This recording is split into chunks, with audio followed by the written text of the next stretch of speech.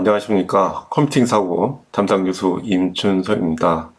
한 학기 동안 여러분하고 같이 컴퓨팅 사고라는 과목을 가지고 강의를 하게 되어서 반갑습니다. 이번 시간에는 그 첫 번째 시간으로 한 학기 동안 진행될 컴퓨팅 사고 전반에 대해서 소개를 드리는 시간을 갖도록 하겠습니다.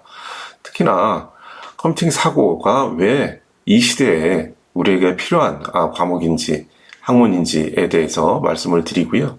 그 다음에 마지막으로 컴퓨팅 사고라는 게 어떤 것이냐라는 거에 대해서 그 개념에 대해서 여러분들한테 말씀을 드리도록 그런 시간을 갖도록 하겠습니다. 저의 주요 경력입니다. 한번 살펴보도록 그렇게 하시고요. 현재는 인공지능연구원이라는 곳에 부원장으로 재직 중에 있습니다. 한 학기 동안 이제 여러분하고 같이 이제 수업을 하면서 여러분하고 이제 소통을 해야 되는데, 그 소통으로 방법으로는 크게 이 학교에서 운영하는 메일이 있습니다. 그 메일, 제 메일 주소가 되겠고요.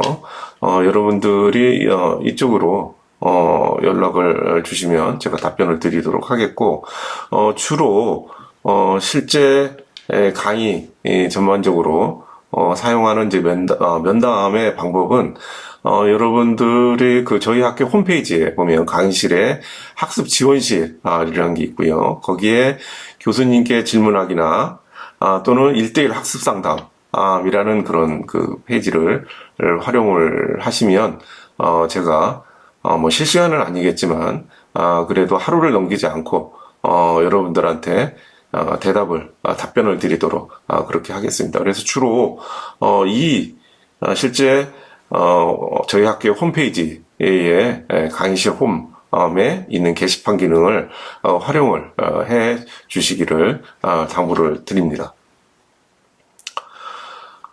주별 학습 내용은 오늘 1주차 변화하는 사회의 컴퓨팅 사고에 대해서 전반적으로 제가 여러분들한테 말씀을 드릴 거고요. 두 번째 시간에는 컴퓨터의 동작과 컴퓨터라는 게 어떻게 동작을 하는지에 대해서 여러분들한테 제가 설명을 드릴 겁니다. 그다음 컴퓨팅에서의 그런 컴퓨터가 문제 인식하고 해결을 우리는 이제 컴퓨터를 활용을 해서 해야 되니까 이런 문제의식과 해결하는 방법에 대해서 여러분들한테 말씀을 드릴 거고, 이제 그 4주차 강의 때는 실제 문제를 맞닥뜨리게 되면 이것을 분해하고 패턴 인식하고 이 추상화 간략하게 만드는 방법이죠. 문제를 간소화시키는 이런 것을 어떻게 하느냐라는 거에 대해서 4주차 때 제가 여러분들한테 설명을 드리도록 그렇게 할 겁니다.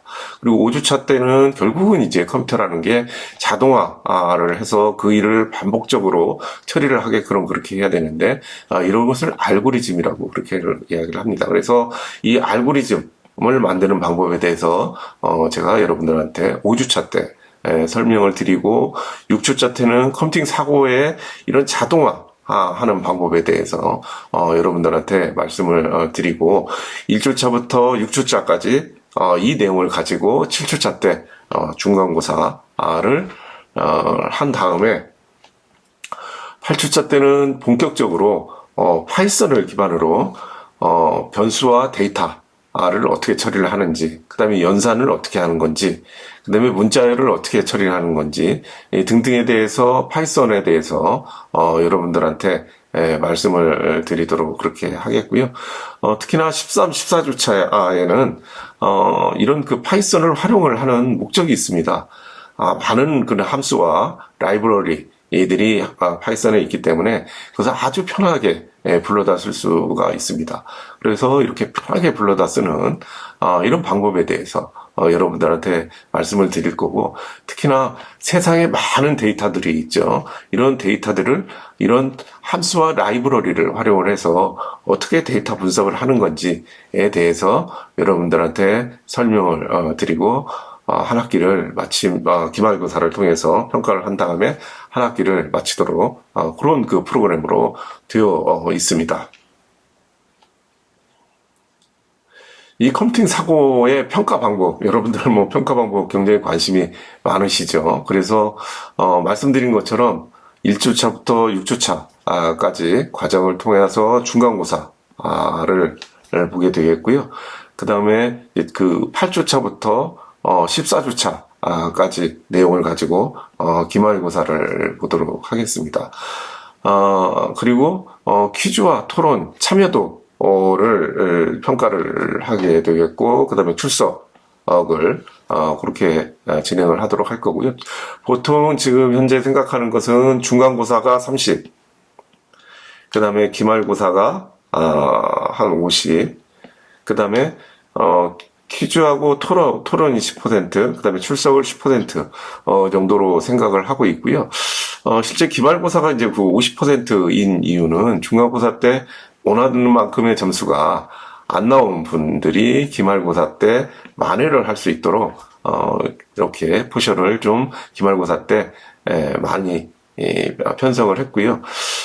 저는 뭐 그 중간고사나 기말고사 이런 시험 문제는 아주 평이하게 누구나 다 풀 수 있도록 강의를 들었으면 풀 수 있도록 그렇게 출제를 하고 있습니다. 그래서 이런 내용을 가지고 뭐 어떤 변별력을 하는 것보다는 실제 제 강의에 어느 정도 참여를 많이 했느냐라는 것을 가지고 10% 평가를 하고, 제가 이제 보면 대부분 중간고사나 기말고사는 비슷비슷하십니다. 그런데 이런 참여도에 실제 참여도는 게시판에 뭐 그 활용을 어느 정도 해서 적극적으로 특히나 이제 그 하반기에는 이제 파이썬으로 운영을 하기 때문에, 그 강의를 하기 때문에 실제 예제 문제를 적극적으로 이제 본인이 한 그런 그 프로그램을 뭐 게시판에서 실제 다른 학우님들하고 이런 본인의 지식을 공유를 한다든가 하는 이런 부분에 대해서 참여도 평가를 10%를 하게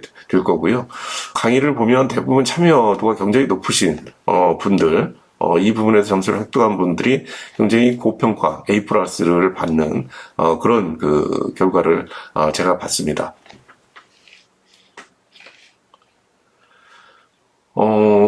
강의 자료는 동영상을 제가 제공을 할 거고요. 강의 자료는 지금 현재 하는 그 강의 드리는 것을 PDF 형태로 여러분들한테 학교에서 제공을 하는 걸로 그렇게 알고 있고, 그 다음에 그때마다 보충 자료라든가 실습 자료를, 제가 여러분들한테, 제공을 할 겁니다. 그래서 별도의 뭐 이런 교재라든가 이런 것들을 뭐 사서 볼 필요는 없다, 라고 말씀을 드리고요. 오늘은 앞서 이제 말씀드린 것처럼 전반적으로 한 학기가 어떻게 진행될 건지에 대해서 여러분들의 말씀을 드렸고, 오늘은 그래도 그 첫 시간이니까 변화하는 사회의 컴퓨팅 사고를 왜 이 시대에 배워야 되느냐라는 거에 대해서 말씀을 드리도록 하겠습니다.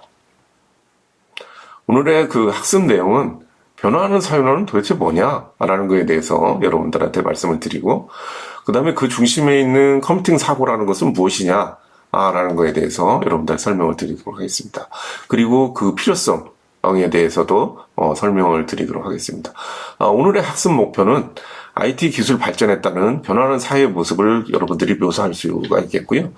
특히나 다양한 분야에서 소프트웨어 또는 인공지능 활용과 그 중요성에 대해서 제가 설명을 드리도록 그렇게 하겠습니다. 또한 이러한 그 중심에 있어서의 컴퓨팅 사고의 이유와 필요성에 대해서 여러분들한테 말씀을 드리도록 그렇게 하겠습니다. 먼저 변화하는 사회, 특히나 이 시대는 뭐 혁신이다, 뭐 디지털 트랜스포메이션이다, 디지털 혁신이다, 라는 뭐 그런 용어들을 들어보셨을 겁니다. 그 가장 중심에 있는 게 생성형 AI 시대에 저희가 살고 있다. 아마 생성형 AI다, 제너레이티브 AI다, 이런 그 말씀은 아마 다 대부분 우리 학우님들 다 들어보셨을 거로 그렇게 생각이 되고요. 제가 몇 가지 예를 가지고 왔습니다. 여기에 그 로봇 축구를 하는데요, 전략을 스스로 만드는 그런 인공지능의 그런 축구팀입니다. 한번 그 동영상 한번 같이 보시죠. Looks like fun and games, but here's the thing. Humans did not program these robots to play. 이게 프로그램을 한 게 아니고요. 여기 있는 이런 로봇들이 스스로 인공지능을 가지고 실제 전략을 해서 득점을 하는 그런 그겁니다.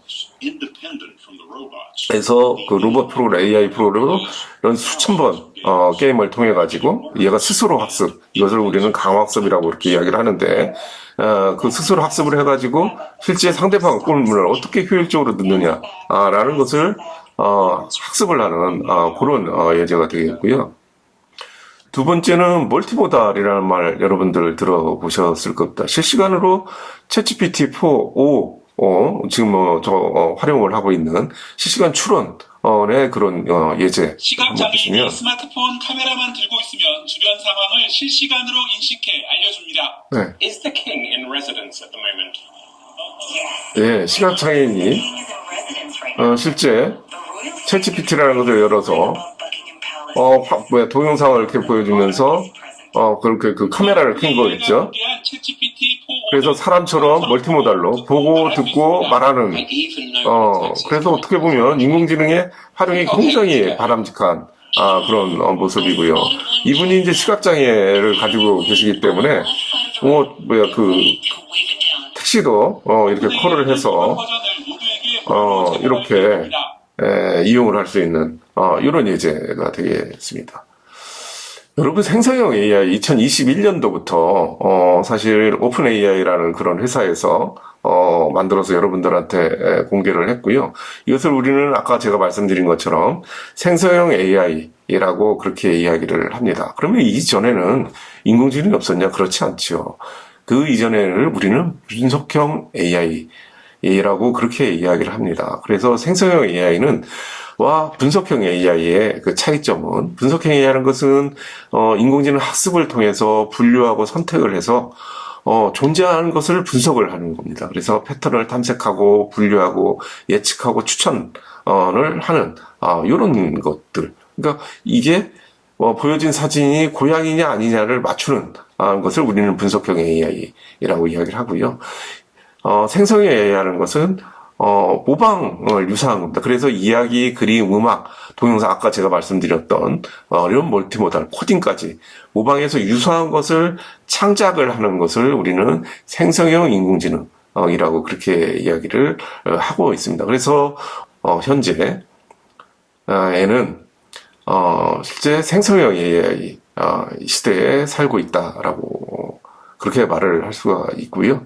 IDC라는 세계적인 그런 그 저널이죠. 거기에서 2026년도까지 전체 AI 투자의 20에서 30%는 이런 인공지능, 생성형 AI 투자를 할 것이다라고 예측을 하고 있습니다. 그런데 이게 분석형 인공지능하고 생성형 인공지능하고 완전히 별도로 이렇게 노는 건 아니고요. 보시는 것처럼 생성형 AI와 분석형 AI는 서로 보완적인 그 관계에 있고 각각의 장점을 적절하게 활용하는 것이 굉장히 중요하다고 말씀을 드릴 수가 있겠습니다. 먼저 분석형 AI의 본질을 말씀을 드리면 세상의 모델 만들기입니다. 모델이라는 것은 뭐예요? 현실 세계의 사물이나 사건의 본질을 나타내는 이런 모형을 저희는 모델이라고 그렇게 이야기를 하죠. 세상을 보는 관점에 대해서 난이도가 큰 차이가 있는데 이에 결정론적, 예를 들어서 확률적 또는 동적이다 또는 정적이다, 알려진 세상이다 또는 모르는 세상이다. 전 영역에 가서 여러 가지 이런 그 문제에 대해서 추상적으로 표현해서 이것을 단순화 할 필요가 있는데 이런 것을 우리는 이런 그 컴퓨팅 사고라고 그렇게 이야기를 하고요. 구축된 모델을 사용을 해서 최적화, 예측을 해서 의사결정을 하게 하고요. 특정 작업을 수행하도록 개발되었기 때문에 새로운 상황에 대해서 적응하기 어려운 한계는 가지고 있다라는 겁니다. 그래서 이것을 우리는 분석형 AI의 본질이다라고 그렇게 이야기를 합니다. 최근에 AI에서 신경 모델, 여러분 조금 낯설는데, 이런 신경 모델과 기계학습의 그 핵심이 되는 게 이제 최근에 인공지능의 그 트렌드이고요. 신경망 모델이라는 것은 아래 보시는 이런 겁니다. 그래서 이런 그 지도학습, 그래서 이것을 우리는 데이터라고 그것을 이야기를 하고요. 이런 그것을 많은 그 인공지능을 통해서 학습을 시켜가지고 출력으로 이게 사과다, 이게 오렌지다, 구분을 할 수 있게 하는 것을 우리는 분석형 AI의 본질이다라고 말씀을 드릴 수 있고, 이것을 신경망 모델이라고 오른쪽에 보시는 것처럼 이렇게 표현을 할 수 있습니다. 그래서 뭐 이게 애플이다, 오렌지다, 뭐 이런 것들을 학습을 시키는 이것을 우리는 인풋 레이어라고 하고요. 이것을 실제 학습한 것을 우리는 히든 레이어. 그 다음에 이게 애플이다 또는 오렌지다. 라고 실제 아웃풋을 겪는 것을 아웃풋 레이어 이렇게 구분을 해서 하는 이런 것을 우리는 분석형 AI라고 이야기를 하고 있습니다. 반면에 생성형 AI는 챗봇 여러분들 아마 뭐 챗봇 많이 활용들 하고 계실 겁니다. GPT-4, 뭐 제미니 1.5, 뭐 클로드 3, 뭐 여러 가지. 그다음에 중국 모델은 뭐 QN 는 1.5, 뭐, 여러 가지 뭐 이런 모델들, 여러분들 실제, 생활에서 많이 쓰이는 이런 챗봇, 스타일의 어느 모델을 가지고 있고요. 또는 동영상, 생성기도 있습니다. 소라라든가 구글 베어라는 이런 것들도 있고요. 근데 분자 생물학에서 다양한 구조를 예측도 합니다. 알파폴드 3라는 이런 생성형 AI를 가지고 있고, 그 다음에 이미지 생성기도 있고요. 그 다음에 로봇을 조종하거나 내비게이션 시스템에 특화된 이런 생성형 AI도 있습니다. 이러한 다양한 유형의 생성형 AI가 있는데, 생성형 AI 챗봇, 한번 예로 들어볼까요? 제가, 제 재능 기부로 초중등 학생들한테, 인공지능 또는 소프트웨어 교육을 하고 있습니다. 그래서, 제가 이 챗GPT한테, 초등학교 학생들을 위해서 인공지능 캠프를 한다면 어떤 시스템을 하는 것이 좋을까라고, 이런 질문을 던졌더니, 얘가 아주, 깊이 있는, 이런 답변을 줬습니다. 그래서, 실제 초중등 학생들한테, 이런 머신러닝, 또는 인공지능 이론들을 좀 소개를 하고, 특히나 파이썬, 프로그램을 가르쳐야 되고, 데이터 시각화도 필요하고, 그 다음에 이런 원웨이적인, 그러니까 학습뿐만 아니라 이런 챗봇 만들기라든가 그다음에 게임을 만든다든가 하는 부분에 대해서 실제 실습을 통해서 아이들이 배울 수 있도록 이렇게 하는 게 좋겠다. 이런 아주 기술적으로 깊이 있는 대화를 이렇게 나눌 수 있는 시대에 저희들은 살고 있고요. 이게 너무 또 많아서 제가 150자로 또 요약을 좀 해달라라고 했더니 얘가 이렇게 챗GPT가 요약도 해줍니다. 그래서 인공지능 캠프에서 머신러닝과 인공지능 이론을 배우고 파이썬 프로그램이라든가 데이터 시각화 실습을 진행을 한다. 또한 기본 머신러닝 프로젝터라든가 딥러닝 실습, 챗봇 게임 AI 개발, 컴퓨터 비전 프로그래밍 또는 AI와 로봇 이런 실시간 경험하고 특히나 AI 윤리 사용법 아무데나 윤리적으로 사용을 하면 안 되니까 비윤리성을 가지면 안 되니까 AI를 윤리적으로 사용하는 방법에 대해서도 알려줘라. 라는 이런 멘트. 여러분들 어떻게 생각하십니까? 아주 굉장히 기술적으로 깊이 있는 이런 대화를 진행을 하는 그런 시대에 저희가 지금 살고 있는 겁니다. 이런 게 생성형 AI의 대표적인 예가 되겠죠. 또한 얘가 코딩을 통해서 대답도 가능합니다. 1에서부터 500까지의 3의 배수의 합을 구해줘 라고 했더니 1부터 500 사이의 3의 배수의 합을 구해보겠다라고 하더니 언어로 이렇게 프로그램도 이렇게 짜줍니다. 또 이것을 파이썬으로 짜달라라고 했더니 또 아주 훌륭하게 파이썬으로 짜가지고 1부터 500 사이의 3의 배수의 합은 이렇다 라는 것을 결과를 이렇게 보여주는 시대입니다. 앞서 멀티모달 말씀을 드렸잖아요. 제가 멀티모달 영상하고 동영상을 이용을 하면서 대화도 가능한 그런 시대입니다. 제가 GPT를 활용을 해서 제가 이제 강의를 한 이런 사진을 하나 올렸어요. 그랬더니 얘가 보면 화면을 이 사진을 보고 야, 이 사진이 어떤 사진인 것 같아? 뭐 이렇게 질문을 했겠죠. 그랬더니 화면에는 구글 드라이버와 협업하는 관련 내용이 표시되어 있다. 여기 보면 구글하고 뭐 이런 게 있죠. 그다음에 참석자들의 자세와 분위기로 봐서 발표 내용에 관심이 많이 보이는 것 같다. 뭐 이런 그 사진에 대해서 해석도 해주고요. 그다음에 제가 동영상을 또 올렸어요. 그래서 요즘 이제 보면 이 맨발 걷기가 굉장히 인기가 있잖아요. 그래서 이런 맨발 걷기에 대해서 공원이나 등산 동영상을 올렸죠. 그래서 야, 이 동영상에 대해서 좀 요약을 좀 해줘라 라고 했더니 얘가 보이는 것처럼 여기 동영상에서 영상에서 어떤 맨발의 이점은 이렇고요. 주의할 사항은 다음과 같습니다. 라는 것을 얘가 이렇게 요약도 해주는 시대에 저희는 살고 있는 겁니다. 또한 그 다양한 그 유형의 그 생성형 AI의 그걸로는 얘가 세상에 없는 그림을 만들어 줍니다. 이게 테아트르 데 오페라 스파셜이라는 2022년도에 이런 그 주제를 가지고 콜로라도 미술전 이게 뭐 한 100년 정도 그 역사가 있는 그런 그 대회라고 합니다. 실제 뭐 상금은 그렇게 크지는 않은데, 보면 한 300불 정도의 그 상금을 갖는데, 얘가 그 미드저니라는 이런 그 그림을 그려주는 생성형 AI를 가지고 그린 그림이에요.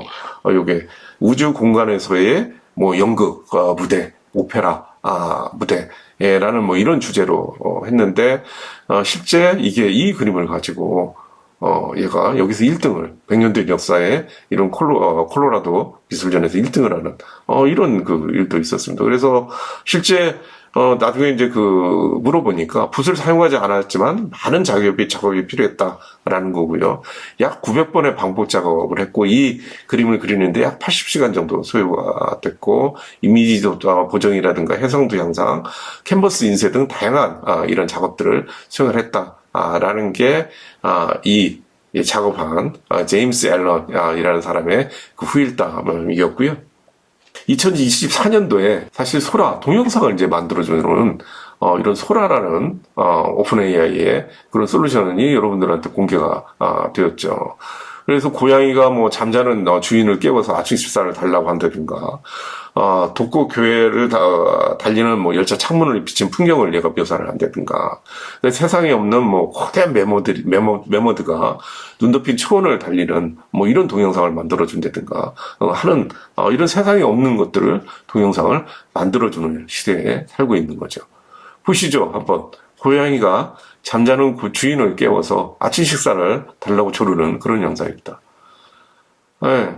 여러분들 이게 사람이 모든 게 다 그냥 만든 그런 소라라는 솔루션을 가지고 만든 그런 동영상이고요. 두 번째는 앞서 말씀드린 것처럼 도쿄 교회를 달리는 열차 창문에 비친 그런 풍경입니다. 보시는 것처럼 이게 실제인지 또는 이게 가상인지 여러분들 구분하실 수 있겠어요. 여기에 배경음악만 넣으면 뭐 실제 여러분들 실제 현실과 이게 가상과 구분하기 어려우실 겁니다. 그 다음에 세상에 없는 하늘을 날고 있는 행복한 돼지 얘를 좀 그려줘, 만들어줘 라고 했더니 얘가 세상에 그 하늘을 나는 이런 돼지의 영상을 이렇게 만들어 준 거죠. 그 다음에 거대한 메모드, 눈 덮인 초원을 밟으면서 걸을 때 긴 털을 바람에 이것을 뭐 프롬프트 이런 그림 동영상을 만들어줘 라고 했더니 이렇게 실제 이런 정말 대초원의 눈 덮인 초원 실제 메모드가 뚜벅뚜벅 걸어오는 이런 동영상을 만들어주는 이런 어떻게 보면 현실과 가상 세계가 헷갈리는 이런 시대에 저희들은 살고 있는 겁니다. 이런 인공지능 시대가 이제 도래가 했는데 여러분 아시는 것처럼 19세기 초에 농경사를 계속하고 1차 산업혁명, 그 다음에 전기하고 대량 생산이 가능하게 한 2차 산업혁명, 그 다음에 이제 3차 산업혁명은 이제 전기 컴퓨터라는 게 나온 그런 3차 그래서 우리가 이제 인터넷 시대, 정보사회, 뭐 이런 그 시대에 살게 됐는데, 뭐 몇 년 전에 4차 산업혁명 이런 이야기를 하고, 인공지능 혁명, 뭐 디지털 트랜스포머, 디지털 혁신, 혁명, 뭐 DX, 뭐 이런 이야기들을 많이 하고 있습니다. 그래서 이게 정말 소프트웨어 중심 사회 또는 인공지능 중심 사회라고 가히 그렇게 말씀을 드릴 수 있는 그런 시대에 살고 있는 거죠. 이것을 우리는 문명사적인 대변혁이다라고 그렇게 이야기를 할 수가 있겠습니다. 사실 인공지능 또는 소프트웨어 기반 안에 이런 것은 갑자기 하늘에서 뚝 떨어진 것은 아니고요. 약 70년 정도의 도전의 역사가 있습니다. 여기 보시는 것처럼 1950년도에 튜닝이라는 사람이 튜닝 테스트를 해서 컴퓨터가 1950년대 발명되면서부터 사실 컴퓨터의 발명이 된 것은 컴퓨터가 사람처럼 어떻게 하면 사람이 하는 것들을 기계가 대신해 줄 수 있을까라고 생각을 해서 만든 게 이런 컴퓨터이지요. 그래서 1950년도부터 이런 인공지능이 발전을 해서 여러 가지 인공지능 그에 대해서 학습하는 그런 건 아니니까 오늘날의 챗GPT까지 이르는 이런 시대에 저희는 살고 있습니다. 이게 무서운 게 이런 혁신, 산업혁명이 무서운 게 동서양의 부의 비율을 변화를 한 거죠. 여기에 보시는 것처럼 1차 산업혁명, 그 다음에 4차 산업혁명에 그 쭉 보면 실제 차이나, 그 다음에 인도, 그 다음에 러시아, 그 다음에 미국, 이런 그 부의 편중을 여러분들이 눈여겨보시면 좋을 것 같습니다. 그래서 실제 개인도 마찬가지이지요. 그래서 이런 그 부의 비율이 이런 새로운 경쟁에 잘 빨리 적용을 하느냐 못하느냐에 따라서 개인뿐만 아니라 국가도 그 흥망성쇠가 갈리는 그런 시대에 살고 있다. 라는 겁니다. 그게 1차 산업혁명, 2차 산업혁명, 3차 산업혁명이 이미 그 증거로서 우리한테 그 증거를 보여준 거죠. 그래서 전 세계의 부의 증가라는 것을 이게 보시는 것처럼 이게 Our World in Data라는 그런 그 저널에서 발표한 자료입니다. 그래서 소프트웨어 또 AI 혁명, 모든 것이 디지털화되는 그런 세상에 저희는 살고 있고요. 이것이 소프트웨어와 AI의 혁명이다. 라고 그렇게 이야기를 할 수가 있습니다. 그래서 소프트웨어가 세상을 먹어치운다. 2011년도부터 시작을 해가지고 인공지능이 세상을 구할 것이다. 2023년도 모든 기업이 AI 공장이 될 것이다. 라고 2025년도 젠슨왕 엔비디아의 GTC 컨퍼런스에서 그렇게 이야기를 했고요. 그 다음에 2025년도에 전 세계 기업의 82%가 AI 도입 중이다. 라고 이야기를 했습니다. 그래서 이제는 4차 산업혁명의 그 중심에 소프트웨어와 AI의 혁명이 있다. 라는 겁니다. 앞서 말씀을 드린 것처럼 이런 소프트웨어, AI, 머신러닝, 딥러닝, 그 다음에 LLM이라는 용어들이 있는데 이런 LLM은 라지 랭귀지 모델이에요. 이런 게 실제 소프트웨어, AI, 머신러닝이 이게 별도의 독립된 학문이 아니고 여기에 보시는 것처럼 하나의 그 학문으로 이어져 있다. 그 가장 초입에 실제 컴퓨터는 컴퓨팅, 사고가 있는 것이다. 그래서 실제 깊숙하게 머신러닝 또는 딥러닝, 그 다음에 요즘 생성AI의 가장 그 근본이 있는 파운데이션 모델인 LLM, 라지 랭귀지 모델까지 학습을 하려면 세상을 살아가는데 이런 컴퓨팅 사고는 반드시 필요하다라는 말씀을 드리는 겁니다. 그래서 이런 소프트웨어 또는 인공지능을 위해서 경제, 사회 등에서 급격한 변화를 저희들은 경험 중에 있는 그런 시대에 저희들은 살고 있는 겁니다. 이러한 상상을 현실로 만들어주는 것은 결국은 소프트웨어라고 말씀을 드릴 수가 있고요. 소프트웨어를 정의를 말씀을 드리면 컴퓨터 하드웨어로 되어 있죠. 컴퓨터 하드웨어는 앞서 말씀드린 것처럼 계산과 논리 연서만 수행하는 단순한 기계일 뿐이에요. 뒤에 말씀을 드리겠지만 이것을 우리는 유니버설 머신이라고 그렇게 이야기를 하고 있고요.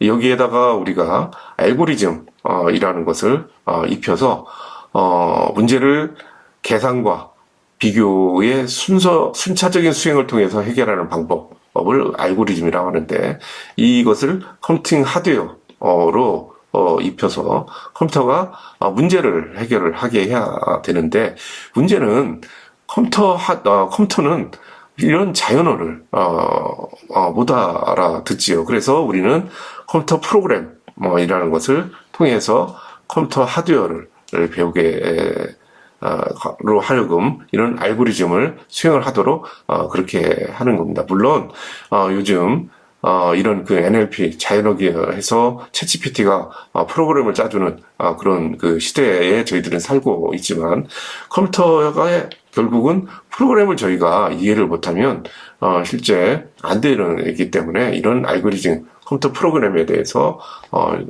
하반기에 파이썬 중심으로 해서 배우게 되는 그렇게 진행을 할 예정으로 있습니다. 결국은 상상을 현실로 만들어주는 소프트웨어인데, 이것은 앞서 말씀드린 것처럼 컴퓨터 프로그램, 데이터, 관련 문서로 상상을 현실로 만들어주는 소프트웨어가 뭐겠어요, 여러분들? 그게 인공지능이다 라고 말씀을 드릴 수가 있겠습니다. 그래서 소프트웨어 본질은 자동화된 문제 해결책, 솔루션이라고 말씀을 드릴 수 있겠고요. 이런 지식과 경험을 코딩한 것을 지식재산이라고, 이것이 컴퓨터의 소프트웨어의 본질이 되겠습니다. 그러면 왜 이렇게 소프트웨어는 강력한가? 라는 말씀을 드리면, 뭐예요? 소프트웨어는 여러분들, 인간이 가장 좋아하는 게 뭐예요? 남들이 한 거 저희가 복제에다 쓰고 그것을 재사용하고 본인이 필요에 따라서 약간 더 애드해서 사용하는 거 굉장히 좋아하지 않습니까? 그렇죠? 그래서 이것을 재사용하는 거, 이게 소프트웨어가 가능하지요. 그 다음에 점진적으로 앞서 말씀드린 것을 이것을 개선을 하고, 그 다음에 누적해서 성능을 추가할 수가 있게 되는 거죠. 그래서 점점 발전을 하는 게 소프트웨어의 강력한 이유가 되겠습니다. 소프트웨어는 전 인류가 이룬 지식, 해결책의 집대성이다라고 말씀을 드릴 수가 있겠습니다. 컴퓨팅 사고에서 컴퓨터상에서 문제풀이라는 것을 말씀을 드리면, 세상의 모든 그런 것들이 있죠. 이것을 센서, 라는 데이터화를 해가지고 이것을 컴퓨터로 알고리즘이라는 것을 만들어가지고 명령어의 순차적인 집합으로 만들어서 우리가 이것을 어떤 행위를 하게 하는 거, 이런 것을 우리는 컴퓨터는 알고리즘이 하라는 대로 컴퓨테이션을 한 것 뿐인데, 이것을 우리는 인지, 이해, 사고, 의사결정, 계획 수립, 심지어는 창작 등의 용어로 의인화한 거, 이런 것을 우리는 AI라고 말씀을 드리고 있는 거고요. 그 중심에는 결국 소프트웨어가 있고, 그 시작에는 컴퓨터는 thinking, 컴퓨팅 사고가 있다라고 말씀을 드릴 수 있겠습니다. 결국 소프트웨어라는 것은 AI다. 알고리즘으로 지능적 행동을 하는 컴퓨터에서 구현을 하게 하는 거다라는 겁니다.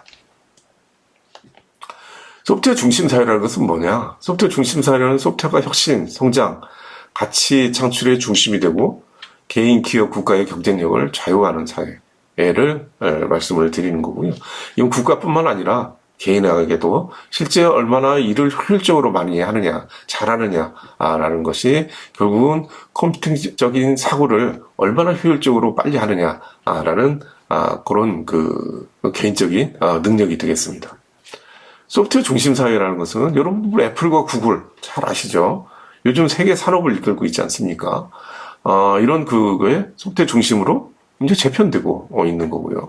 소프트웨어가 제품과 서비스의 가치를 결정하는 시대에 살고 있고, 그다음에 소프트웨어 없이 국가 전반의 경쟁력, 개인의 전반의 경쟁력 유지, 향상은 더 이상은 불가능하다. 이렇게 말씀을 드릴 수가 있습니다. 소프트웨어라는 게 여러분들 자동차, 반도체, 여러분들이 사용하는 휴대폰, 거기에 모든 게 소프트웨어라는 게 녹아 들어가 있죠. 시가총액을 보면 소프트웨어 기업이 압도적입니다. 예를 들어 도요타 자동차, 뭐 거기에도 소프트웨어가 다 들어가 있지만, 뭐 테슬라, 사실 소프트웨어 기업이죠. 그다음에 애플, 이렇게 보면 시가총액도 보면 소프트웨어 기업이 압도적이고요. 소프트웨어라는 것이 없이는 사실 기업의 경쟁력이라는 게 무의미하다. 그렇게 말씀드릴 수가 있겠습니다. 그래서 모든 영역에서 소프트웨어가 융합이 되고 있고요. 그래서 여기 보시는 것처럼 소프트웨어 전 영역 간의 초융합 시대에 살고 있습니다. 자동차, 뭐 굳이 테슬라 이야기 안 하도 현대자동차도 요즘 소프트웨어에서 뭐 자율주행, 반자율주행, 뭐 드라이버 어시스턴트, 뭐 이런 그 시대에 살고 있고, 가전, 그다음에 철강, 그다음에 여러분들 먹거리, 그다음에 유통, 금융, 그다음에 국방, 다 소프트웨어, 인공지능, 이런 결합되어서, 움직이고 있어서 더 이상 소프트웨어 중요성에 대해서 제가 제3, 제4 강조를 안 드리더라도 여러분들이 소프트웨어 중심 사회와 생태계가 긴밀하게 엮여 있다. 라고, 뭐, 그렇게 느끼실 수 있겠습니다. 그래서 모든 학문, 이런 거에 컴퓨테이셔널 thinking, 컴퓨테이셔널 X라고 하면 용어가 되는 거죠. 컴퓨테이셔널 바이올로지, 컴퓨테이셔널 케미스트리, 피지컬, 매스매틱, 컴퓨테이셔널 X, 컴퓨테이셔널 띵킹, 그 중심에는 컴퓨테이셔널 싱킹이 있다. 라고 말씀을 드릴 수가 있습니다. 세계 탑 100개 2025년도의 글로벌 브랜드입니다. 1위부터 10위까지 보시면 다 소프트웨어 하는 그런 회사입니다. 그리고 앞서 말씀드린 것처럼 이런 LLM 기반의 AI 챗봇 핵심 가치를 보면 자연어로 이제 대화를 하고 멀티모달로 지식 정보 추출 전달이 이제 가능을 하고요. 그래서 번역도 가능을 하죠. 그래서 자연스러운 인터페이스를 제공을 해서 여러분들 요즘은 영어 불능증 세계의 모든 그런 언어에 대해서 두려움이 없는 시대에 살고 있다라고 그렇게 말씀드릴 수가 있죠. 그래서 이런 것을 기반으로 새로운 아이디어 여러분들이 발굴을 할 수가 있어요. 그래서 더 많은 정보를 발굴하고 평가하고 새로운 창의적 아이디어를 생성을 하고 더 많은 기회와 위협을 입지를 해서 할 수 있는 그런 시대에 살고 있고요. 이거의 중심이 되는 게 실제 컴퓨테이셔널 띵킹, 컴퓨터적인 사고를 해야 된다라는 말씀입니다. 몇 가지 예를 더 들어볼까요? 새로운 아이디어 발굴을 하는데 사실 여러분들이 요청을 하는 거죠. 보면 마네킹, 여자 마네킹에 블랙 자켓하고 그다음에 스커트를 이런 입는 것을 좀 디자인을 해줘봐 라고 하면 얘가 이렇게 여러분들이 원하는 대로 여기서 하나 선택하시면 됩니다. 그런 시대에 살고 있고요. 그다음에 생성형 AI 예를 들어서 의무기록 작성을 하는 것도 환자와 대화로부터 임상 노트 자동 생성하는 이런 시대에 살고 있고 생성형 AI를 가지고 의무기록 의사들이 이제 의무기록하면 그냥 이렇게 이야기를 하면 얘가 자동으로 해가지고 이렇게 분석해가지고 그래서 환자에게 슈트도 제가 제공을 하는 이런 시대에 살고 있고 조금 더 예를 들면 GPT-4O가 여러분들 수학 학습을 도와줄 수도 있습니다. I'd be happy to help. Let's look at the problem together. 실제 You first 화해에도 identify 해서 which sides of the triangle are the opposite, 문제를 내는 거죠. adjacent, 이거 풀어봐라 라고 문제를 내는 거죠. relative to angle alpha. 네. Alright, so I'm pretty sure this is the angle alpha right here, right? Correct.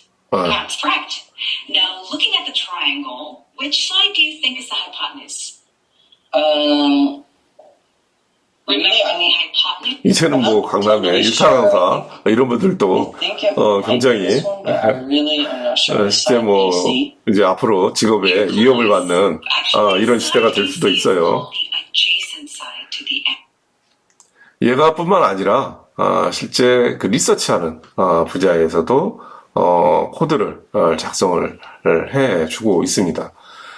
그래서 뭐 펀 리서치, 펀 서치라고 해가지고 LLM으로 새로운 문제의 솔루션 코드를 작성을 해서 실제 이런 과학의 영역에도 도움을 주고 있고요. AI 사이언티스트 해가지고 사카나 AI라는 이런 거에서 실제 연구를 자동화해서 AI 과학자라는 이런 그 시도도 하고 있고요. 뭐 연구 수행 과정을 실제 인공지능으로 소프트웨어 인공지능으로 연구 주제를 스스로 선정을 해서 동료 평가까지 얘가 수행을 하는 일련의 연구 수행 과정을 실제 학습을 시켜서 실제 연구를 수행을 하는 이런 인공지능이 되겠고요. 요게 이제 그 실제 도전을 하고 있는데 노벨 튜링 챌린지라는 이런 그것도 도전을 하고 있고 그다음에 얘가 실제 세상에 오는 바이오 포커스 해가지고 매일같이 1만 편의 과학 논문을 지금 학습을 하고 있다고 그래요. 그다음에 여러분들 챗GPT 뭐 이제 한번 뭐 에이전트 그것을 보면 지금까지는 여러분 인터넷 세대에 보면 뭐예요? 뭐 네이버나 여러분들 뭐 검색을 해가지고 뭐 괌을 간다 여러분들이 그러면 뭐 하와이를 간다 그러면 뭐 어디가 좋을까 해가지고 하와이 뭐 이렇게 또 괌에 다녀오신 분 또는 몰도바 다녀오신 분 뭐 이런 분들 뭐 딱 그 댓글을 보고 이 시대 때는 뭐가 좋을까 뭐 여러 가지 서치를 많이 했는데 이제는 이제 그런 시대가 아니죠. 여기 보시는 것처럼 본질 이런 게 필요 없어요. 챗GPT를 딱 해놓고 얘한테 프롬프터로 물어보는 거죠. 예. 그래서 내가 몇 월 며칠 날 신혼여행을 가는데 언제 어떻게 뭐 어디가 좋을까? 그러면 얘가 뭐 예를 들어서 뭐 8월 달에는 하와이가 좋겠습니다. 그 이유는 어쩌고저쩌합니다. 뭐 여러 개 이런 것들을 얘가 추천을 해 주죠. 그러면 야 하와이에 대한 그러면 항공 예약이라든가 호텔 예약, 관광 이런 것들을 한번 한번 네가 짜줘봐. 그러면 얘가 실제 프로그램을 쭉 찾고 뭐 예를 들어 일주일 프로그램이다. 그러면 뭐 어디다 다녀오시고 호텔을 어디서 묵으시고 하는 뭐 이런 시대에 살고 있고 아마 여러분들 이미 이거 잘 사용하시는 분들도 계실 겁니다. 그래서 이런 생산성과 혁신의 샘물결 플랫폼 경제도 이제는 AI 에이전트 경제로 전이 중이다 라는 겁니다. 그래서 기존에 인터넷 시대 검색형 AI였으면 이제는 생성형 AI로 실제 대화형 있는 이런 그 시대 검색형에서 대화형으로 이런 시대에 이제 그 세상이 바뀌는 거고 이것을 AI 에이전트 경제라고 그렇게 이야기를 합니다. 컴퓨팅 사고라는 것은 무엇이냐? 앞서 세상은 이렇게 변하고 있는데 결국 컴퓨팅 사고라는 것은 그 기원이라는 게 물론 컴퓨팅 사고가 이제 필요한데 컴퓨팅 사고라는 게 무엇이냐? 먼저 그 기원에 대해서 말씀을 드리고 정의를 하고 컴퓨팅 사고에 4가지 중요한 개념들이 있습니다. 그래서 그 중요한 개념들에서 여러분들한테 말씀을 드리도록 그렇게 하겠습니다. 컴퓨팅 사고의 기원을 보면 이것도 1980년도에 파퍼트라는 교수가 처음으로 컴퓨팅 사고라는 용어를 썼고요. 2006년도에 지넷 윙이라는 분이 컴퓨팅 사고 논문에 이런 것을 ACM이라는 저널, 세계적인 뭐 큰 그런 그 사이언스 저널이죠. 이 저널에 컴퓨팅 사고라는 논문을 게재를 하셨습니다. 이 내용을 보면 지넷 윙이 설명하는 컴퓨팅 사고라는 것은 컴퓨팅 사고는 컴퓨터 과학자에게만 국한되지 않고 모든 사람들에게 필요한 근본적인 기술이 될 것이다 라는 겁니다. 컴퓨팅 사고는 읽기, 쓰기, 세마기와 함께 생활에 필수적인 역량이 될 것이다 라고 제리든이 이야기를 했어요. 그래서 사실 컴퓨팅 사고라는 이 과목은 저희 학교만 컴퓨팅 사고라는 과목을 여러분들한테 강의를 하는 게 아니라 모든 대학교에서 전공 불문하고 컴퓨팅 사고라는 과목을 기초 과목으로 그렇게 강의에 편성을 해서 학습을 하는 그런 그 과목이 되겠습니다.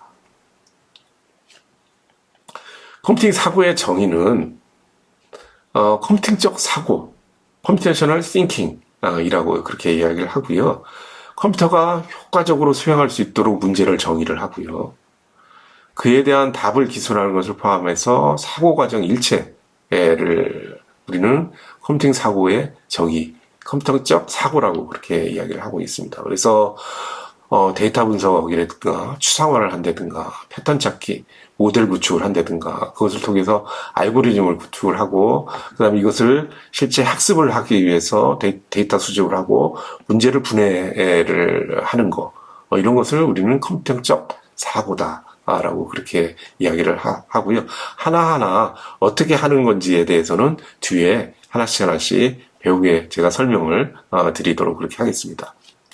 컴퓨팅 사고의 4가지 주요 개념이 있습니다. 하나는 문제가 생기면 먼저 분해를 하고 걔를 아주 간략하게 만들어서 추상화를 요약이죠, 요약. 어떻게 보면 썸머리, abstraction 이라고 여러분들 논문에 보면 abstraction이 있잖아요. abstract가 있잖아요. 그게 썸머리, 요약이지 않습니까? 그런 추상화를 하고 이것을 패턴 인식, 어떻게 보면 하나를 다 정렬을 하는 이런 것들, 문제를 분해와 추상화, 간략하게 만들고 그것을 패턴으로 만들어서 이것을 하나의 알고리즘을 설계를 하게 됩니다.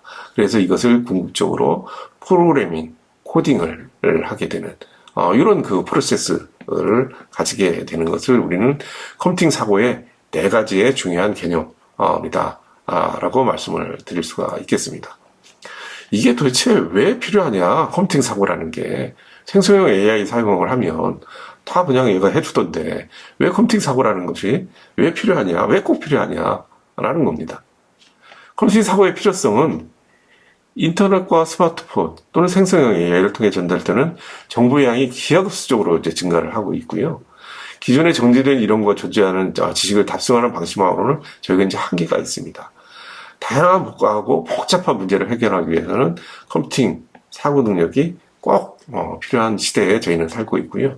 이런 컴퓨팅적 사고를 기반으로 한 소프트웨어 이해가 이제 필요합니다. 그래서 앞서 말씀드린 것처럼 컴퓨테이셔널 띵킹, 컴퓨팅적 사고라는 것은 이런 크리티컬 띵킹 스킬과 그다음에 컴퓨팅 파워라는 게 결합해서 것이 컴퓨테이셔널 띵킹 이다라고 말씀을 드릴 수가 있겠습니다. 컴퓨팅 사고의 이런 필요성은 도대체 뭐냐? 라는 겁니다. 제가 이것은 동영상이 너무 커서 이게 조금 오래된 겁니다. 그래서 제가 여기에 출처는 달아놨으니까 EBS 다큐멘트 4차 산업혁명과 교육 패러다임의 대전환이라는 이런 유튜브 동영상을 여러분들 꼭 시청을 하시고 그다음에 앞서 말씀드린 것처럼 게시판에 이런 후기를 좀 남겨놓으셔서 다른 학우님들과 공유를 하셨으면 좋겠습니다. 또한 언론에서도 보면 컴퓨팅적 사고, 대학가에 부는 소프트웨어 교육 열풍이고요. 앞서 말씀드린 것처럼 저희 학교만 컴퓨팅적 사고를 강의를 하는 건 아니고 전체 대학에서 컴퓨터적 사고가 그 이름이야 어떻게 됐든지 간에 이런 류의 강의를 전공불문하고 한다라는 거고요. 그 다음에 소프트웨어 중심사회에 컴퓨터적 사고 교육이 뜬다. 그 다음에 컴퓨터 사고 능력. 핵심은 코딩 스킬이 아니라 컴퓨팅 사고를 어떻게 하느냐라는 게 실제 개인의 경쟁력, 국가의 경쟁력의 핵심이다. 수요에 비해서 인재가 부족하지요. 지금 뭐 생성형 AI, 그 다음에 뭐 이런 인공지능, 이런 인력들 무궁무진하게 많이 필요합니다. 그래서 수요에 비해서 인재가 부족해서 2020년 지금 우리가 살고 있는 게 2020년 시대에 살고 있죠. 그래서 미국에서 컴퓨터 공학자 한 140만 정도가 필요하다라는 거고요. 2023년도부터 2033년도까지 노동통계국 미국의 BLS라는 통계국에서 매년 평균 약 35만 개, 36만 개의 그런 신규 일자리가 실제 소프트웨어, 인공지능 분야에서 만들어질 거다라고 그렇게 예측을 하고 있습니다. 돌아가신 분이긴 하지만 저희들의 우상 스티브 잡스, 겁니다. 모든 국민은 이제 코딩을 배워야 된다. 그 중심에는 컴퓨터적 사고가 있다. 라는 이게 중요하다라는 말씀을 하셨고요. 전 미국 대통령이죠. 비디오 게임 사지만 말고 직접 만들어보자. 라는 말씀을 해서 코딩을 배우는 거, 뭐 여러분의 미래는 물론 조국 미래도 매우 중요하다. 라는 말씀도 하셨고요. 2025년도에 모든 아이들은 코딩을 배워야 된다. 라는 GitHub의 그런 CEO가 말씀을 드렸다 했고, 코딩은 오늘날의 창의적인 언어다. 라는 그런 하비머드 칼리지 총장도 말씀을 하셨고, 그 다음에, 전 아일랜드 총장도, 총리도, 여기 보시는 것처럼 코딩을 배우는 것은 창의성, 혁신을 배우는 것이다. 라는 말씀을 했습니다. 결국은 컴퓨팅 사고 교육, 전 세계적으로 유치원부터 고등학교, 대학교까지 이런 컴퓨팅 싱킹을 강의를 하고 있고 배우고 있습니다. 모든 대학교 말씀드린 것처럼 전공 불문 컴퓨팅 사고 필수 과목으로 편성을 해서 뭐 용어야 강의 오픈된 교과목의 용어야 어떻게 됐든지 간에 이런 강의를 하고 있다라는 말씀을 드리고요. 오늘은 전반적으로 컴퓨팅적 사고, 컴퓨팅 사고에 한 학기 동안 어떻게 강의를 할 겁니다라는 그 내용에 대해서 여러분들한테 말씀을 드렸고, 그 다음에 이런 컴퓨팅 사고에 여러분들의 이해를 돕기 위해서 필요성에 대해서 제가 쭉 설명을 드렸고, 특히나 생성형 AI 말씀을 드리면서 그 중심에, 그 시작에는 컴퓨팅 사고가 있다라는 말씀을 드려서 여러 가지 생성형 AI에 대해서 여러분들 이해를 돕기 위해서 제가 동영상을 많이 준비를 해서 여러분들한테 보여드렸습니다. 그래서 여기 있는 것처럼 컴퓨팅 사고는 학습은 선택이 아니라 필수이다 라고 말씀을 드릴 수 있고요. 결국은 우리는 이제 컴퓨터하고 인공지능하고 같이 살아가는 이제 그런 시대에 살 수밖에 없습니다. 그래서 컴퓨터를 사용해서 다양한 분야에서 많은 발견과 성과가 이루어지고 있고요. 공학뿐만 아니라 여러분들이 무엇을 하시든지 간에 인문, 사회, 예술, 경제 모든 분야에서 컴퓨팅 사고를 통해서 최상의 결과를 얻을 수가 있다라는 말씀을 드리고, 컴퓨터가 어떻게 프로그래밍이 되어서 작업을 수행을 하는지 어떻게 보면 기초죠. 그거에 대해서 결국 여러분들 이해가 되면 더욱 효율적으로 여러분들이 당면한 문제를 해결을 할 수가 있다. 이게 여러분들의 개인 경쟁력이다라고 말씀을 드릴 수가 있겠습니다. 결국은 우리는 AIX 시대에 경쟁력 있게 살아가려면 컴퓨터를 이용해서 크고 작은 문제를 해결을 해야 되는데, 그 중심에는 컴퓨팅 사고, 컴퓨테이셔널 싱킹이 있다. 네, 여러분, 오늘 강의는 여기서 마치도록 하겠습니다. 모두 수고하셨고요. 다음 주에 찾아뵙도록 그렇게 하겠습니다. 예, 감사합니다.